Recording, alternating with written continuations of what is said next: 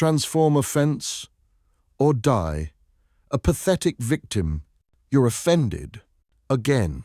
Someone said something mean to you 3 months ago and you're still bleeding from it. You pathetic child. You lie in bed at night rehearsing what you should have said, creating imaginary conversations where you destroy them with the perfect comeback, winning arguments that only exist in your head while they're sleeping peacefully, not even remembering your name. You're not just weak, you're delusional. Marcus Aurelius wrote, "How much trouble he avoids who does not look to see what his neighbor says or does. But you're obsessed with what everyone says. You collect insults like trophies. You catalogue every slight, every tone, every look that wasn't quite right. You're a professional victim, a connoisseur of hurt feelings, and you're proud of it. Let me destroy your delusion right now. That person who hurt you, they spent maybe 3 seconds on that comment. You spent 3 months. Do the math. Who's the fool here? You think you're sensitive. You're not sensitive. You're a coward. There's a difference. Sensitive people feel deeply and move forward. Cowards feel deeply and set up camp in their wounds. Which one are you? Seneca said, "Every new thing excites the mind, but a mind that seeks truth turns from the new and seeks the old." You know what's old? Your sob story. The one you keep telling yourself about how wronged you were. How dare they speak to you that way? How could they not see your value? Poor you.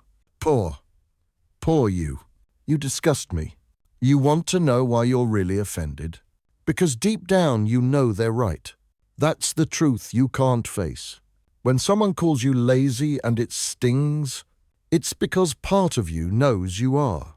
When someone says you're not good enough and it devastates you, it's because you already believe it. The offense isn't about them. It's about the truth you're running from. Marcus Aurelius again. Reject your sense of injury, and the injury itself disappears. But you won't reject it. You nurse it like a sick pet. You feed it with your attention. You water it with your tears. You've made being hurt your entire personality. And here's what's really pathetic. You think this makes you deep. You think your ability to be hurt by everything makes you special, more feeling, more human. No, it makes you weak, a walking open wound that anyone can poke. You know what the ancient Stoics would think of you? They'd laugh. They faced actual persecution, exile, torture, death, and you're crying because someone was mean to you on social media, because your coworker didn't invite you to lunch, because someone didn't text you back fast enough. Epictetus was a slave. His leg was deliberately broken by his master. You know what he said? It's not what happens to you, but how you react to it that matters. His leg was broken. What's broken about you? Your feelings? Grow up. You're choosing this. Every second you spend offended is a choice. You're not a victim of your emotions. You're the creator of them. You're the director, producer, and star actor in your own tragedy. And the worst part? It's a one-person show that nobody wants to watch. Seneca wrote, "We suffer more in imagination than in reality." Read that again and again until you understand what you're doing to yourself. The offense happened once, but you've replayed it 1,000 times. Who's hurting you now? Them or you? Stop. Write down the thing you're most offended about. The thing that still burns. Now write this beneath it. I choose to give this power over me. Because that's what you're doing. You're choosing. Now burn the paper. Actually burn it. Not metaphorically. Light it on fire and watch it disappear.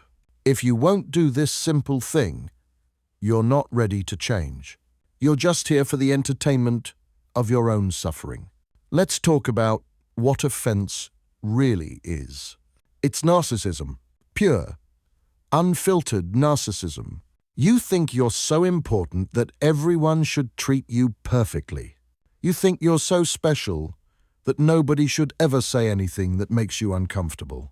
You think the world should bend around your feelings. The universe doesn't care about your feelings.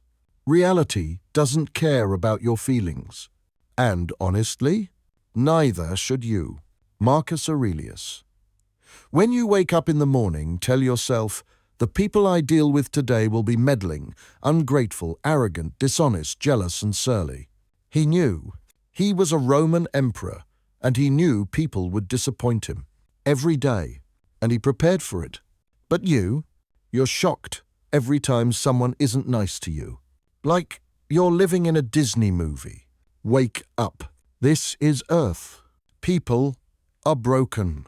They're dealing with their own pain. And sometimes that pain splashes on you. So what? You know what strong people do when they're offended? Nothing. They feel it for a second. Acknowledge it, then move on. They don't write journal entries about it. They don't call 5 friends to validate their hurt. They don't spend weeks crafting the perfect revenge. They have better things to do, like actually living. But you're addicted to the drama. You love the attention that comes from being hurt. The sympathy, the validation. Oh, you poor thing. I can't believe they said that to you. You eat it up. It's your drug. And like any drug, it's killing you slowly. Seneca. The willing destiny guides them. The unwilling destiny drags them. You're being dragged, kicking and screaming through life, holding on to every hurt like it's treasure, building a fortress of grievances, and wondering why you're so alone inside it. Here's the savage truth about forgiveness. You think you're withholding it as punishment, like your lack of forgiveness matters to them. Newsflash, they don't care. They don't even know you haven't forgiven them. You're holding your breath to punish them and wondering why you're the one turning blue. The Greeks had a word, ataraxia. It means tranquility, an untroubled mind. You know what troubles the mind? Holding on to offense. Every slight you refuse to release is a weight you carry, and you're carrying so many weights you can barely move. You're drowning in your own resentment, suffocating in your own bitterness, and calling it justice. It's not justice. It's stupidity.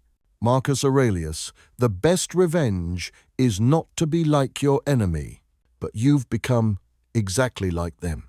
Maybe worse. They hurt you once. You hurt yourself every day. They moved on. You're stuck. Who's winning here? You want to know what real strength looks like? It's the person who gets insulted and genuinely doesn't care. Not pretends not to care, actually doesn't care, because they know who they are. Their worth isn't determined by someone else's opinion. Their peace isn't dependent on everyone being nice to them. But you're a puppet, and everyone else holds the strings. Someone says something mean, you dance. Someone ignores you, you spiral. Someone disagrees with you, you crumble. You've given everyone else the controls to your emotional state. And then you wonder why you feel so out of control. Epictetus. If someone succeeds in provoking you, realize that your mind is complicit in the provocation.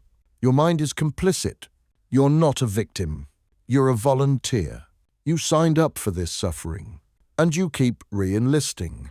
Here's what's going to happen if you don't change. You're going to die bitter, alone, surrounded by the ghosts of old offenses, still angry about things that happened decades ago, still hurt by people who forgot you exist. Your last words will probably be about something someone said to you in high school. Is that the legacy you want? Is that the life you want? A museum curator of wounds? Delete them. Right now, go to your phone. Delete the screenshots of messages that hurt you. Delete the emails you saved to stay angry. Delete the voice memos where you practiced your response. Delete the people who consistently make you feel bad.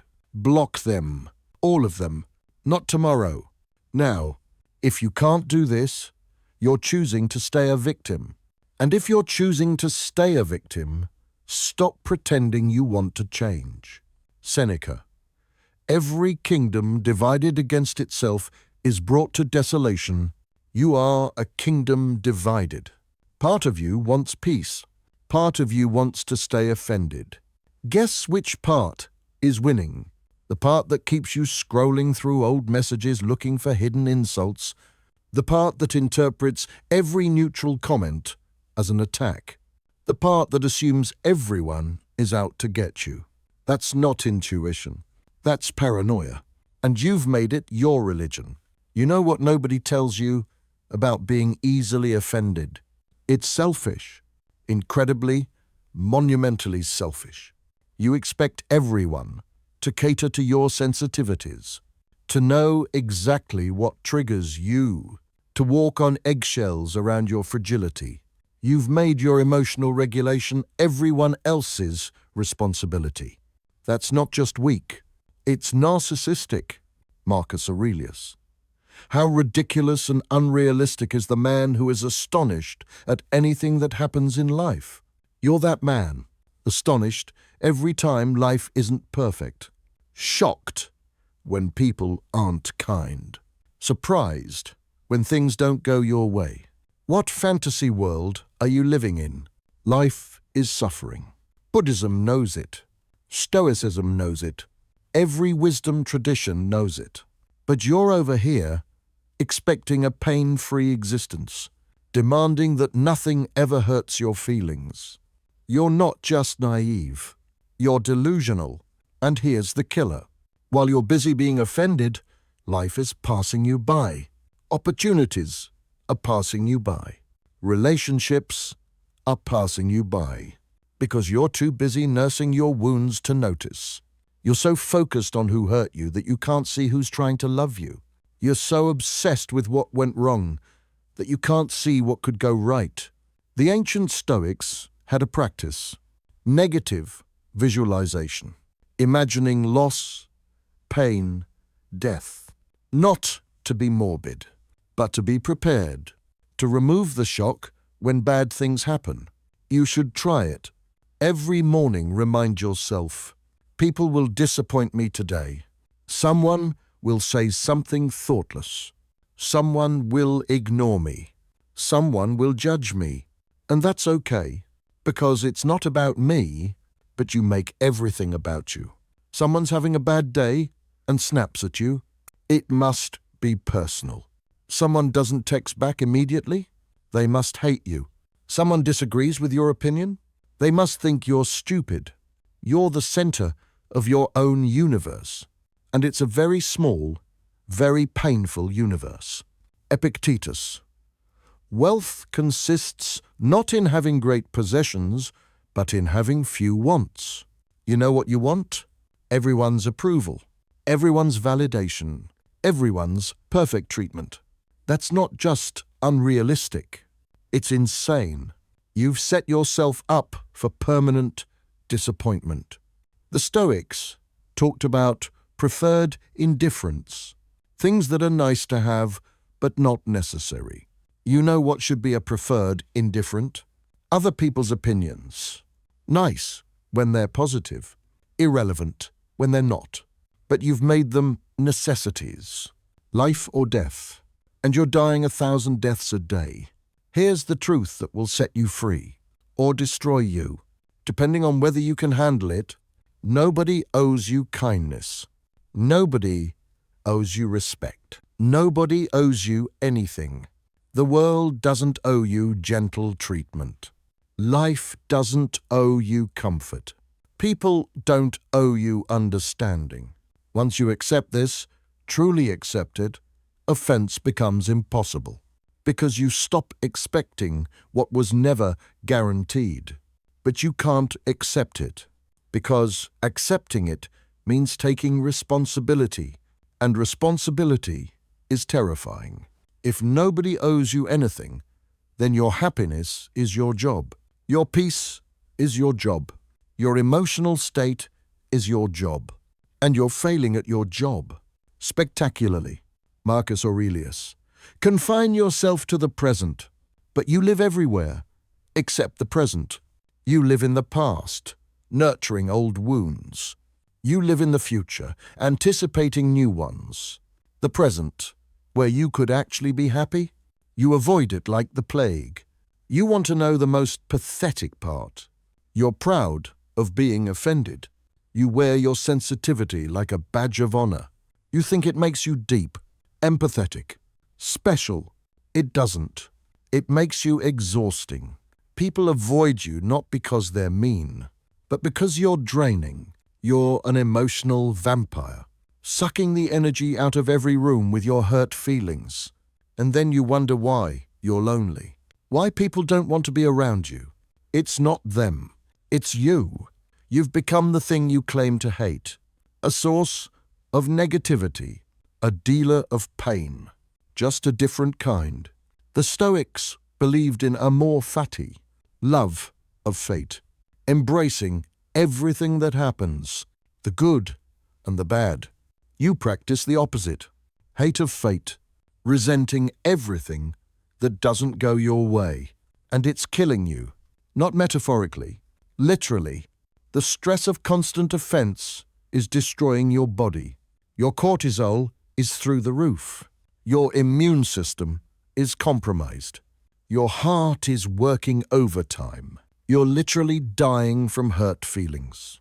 How's that for brutal truth? Seneca. It is a shameful thing to be weary of inquiry, but you're not interested in inquiry. You're not asking why you're so easily hurt. You're not examining your triggers. You're not investigating your patterns. You're just reacting, like an animal. Stimulus, response. Insult, offense. No thought, no choice. Just pure, mindless reaction. You're better than this. Or at least, you could be, if you chose to be. But choosing requires courage.